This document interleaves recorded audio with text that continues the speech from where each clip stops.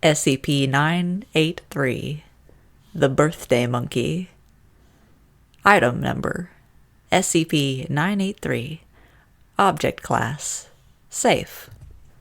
Special Containment Procedures: SCP-983 is completely safe, so long as technicians handling it do so on any day other than their birthday.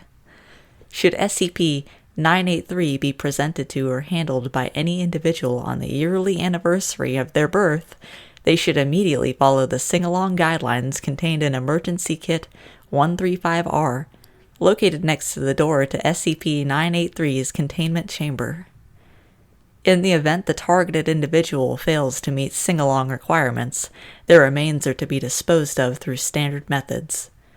In the event the targeted individual meets the sing-along requirements, the following pieces of data are to be collected: age, color of candy collected, singing accuracy obtained by the best judgment of those present, and the number of verses that passed before acknowledgement by SCP-983. No candy obtained from SCP-983 is to be consumed by any staff without senior staff-approved containment procedures in place and written waivers filed and stamped by the consumer. This requirement is waived in the case of Class D candy testing.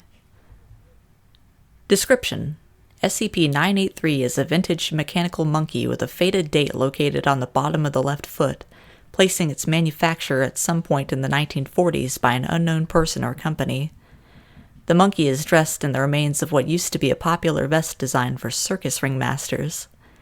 In the monkey's left hand, there is a lightly tarnished brass bell. In the right hand, the monkey holds a small brass striking rod.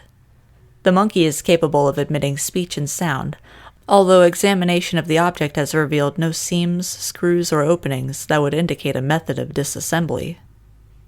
SCP-983 is completely harmless and inert under most circumstances, and may be handled without special precautions, so long as the handler is not experiencing the 24-hour period considered the anniversary of their birth.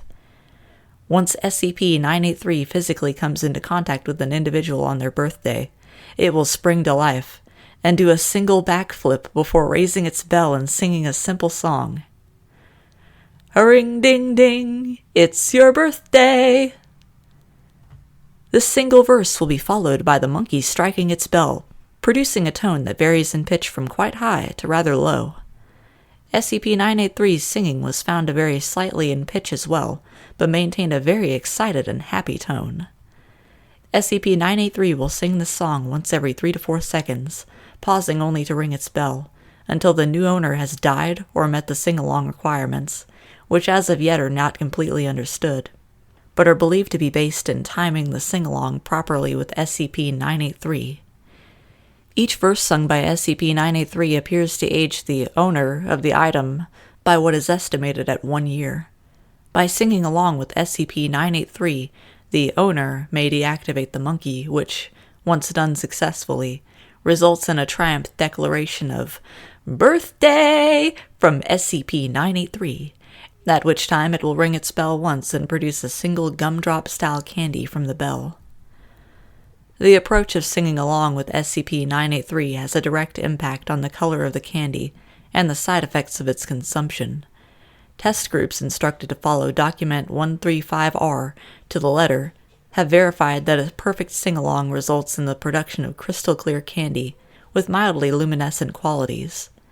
A near-perfect sing-along produces the same candy minus the luminescence. Both of these candy types have been verified as restoring any age lost by the consumer due to SCP-983's song.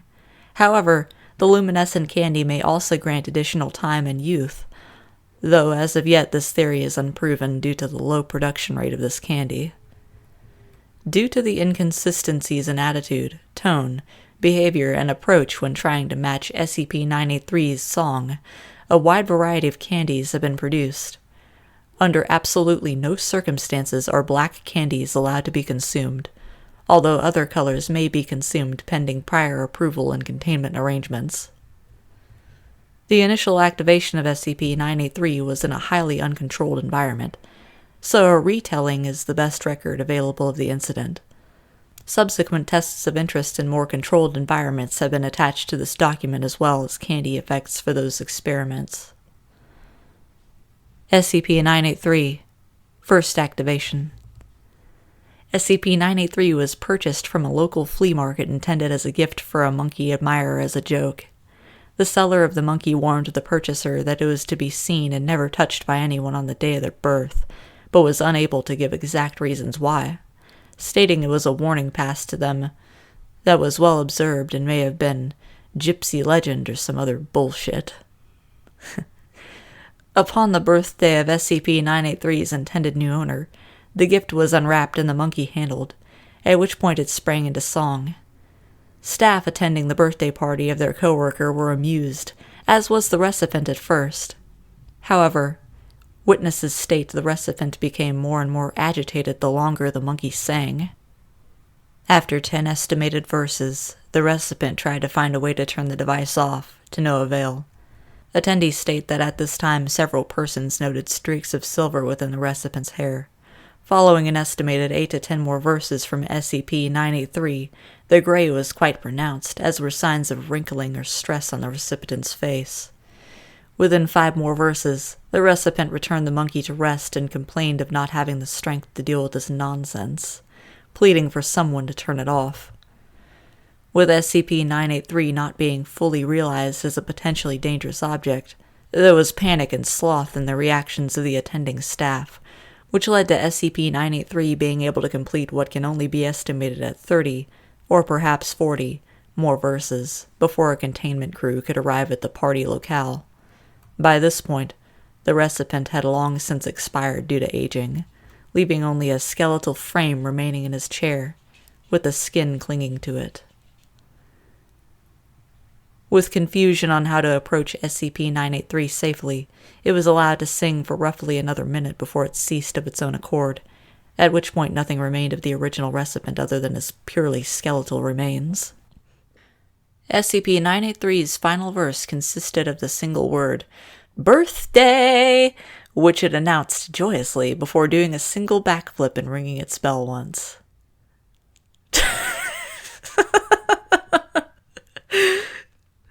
Oh, wow.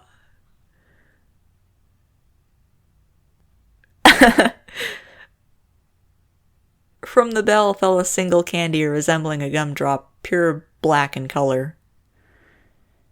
This candy was never consumed, and was described as being moderately entrancing, drawing a person's gaze into it until an outside source distracted them. With a number of individuals at the scene, and the general chaos involving the incident, no single person was able to become too focused on the candy, and it was safely contained. SCP-983 Controlled Activation Number 32. During test number 32 regarding SCP-983, one test subject, name redacted, volunteered for testing as her birthday had approached, and she was displaying qualities unique in comparison to previous test subjects, specifically an exceptionally upbeat and excited approach to her birthday.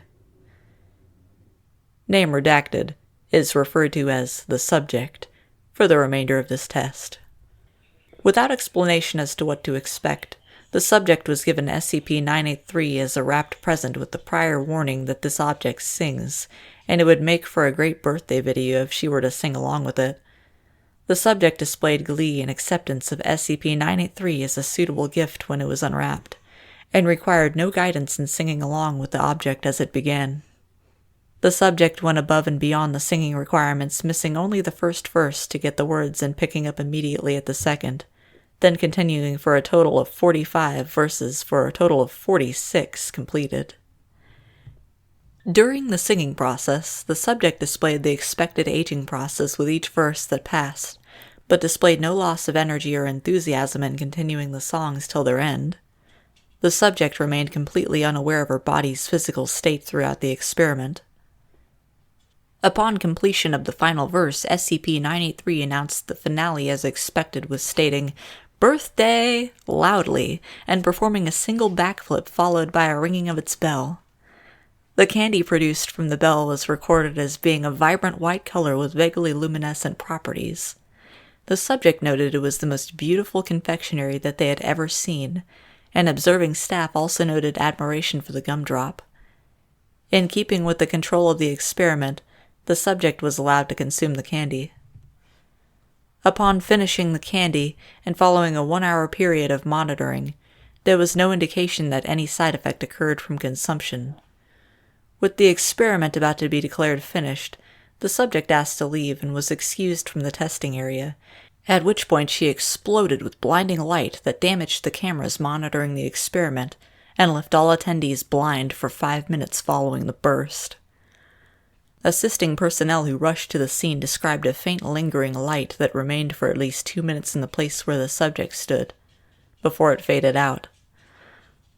The subject has not been located since this experiment, and unusually high electromagnetic activity has been noted within the area that was used for testing. Replacement of light fixtures within this area has also risen approximately 70% from the norm throughout other areas of the facility. However, no decrease in lighting has been reported in any area affected by this anomaly.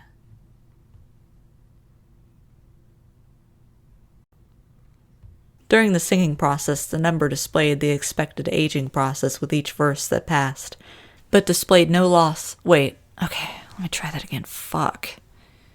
During the singing process, the subject displayed the expected aging process with